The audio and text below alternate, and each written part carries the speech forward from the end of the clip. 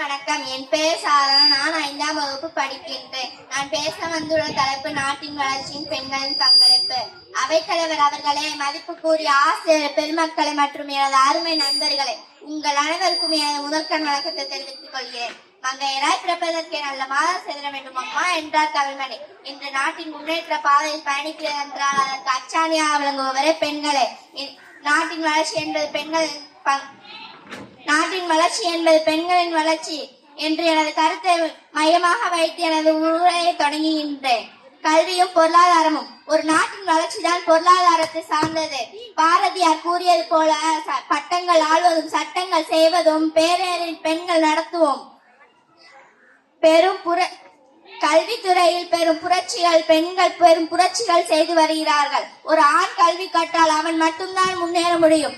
ஆனால் ஒரு பெண் கல்வி கற்றால் அந்த தலைமுறையே முன்னேறும். இன்று மருத்துவம், விண்வெளி ஆராய்ச்சி என அத்தனை துறைகளும் பெண்கள் கால் பதித்து நாட்டின் GDP வழங்கும் பெரும் புரட்சி செய்து வருகிறார்கள்.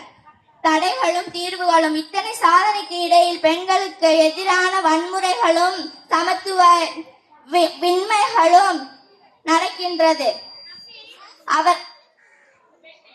நன்றி.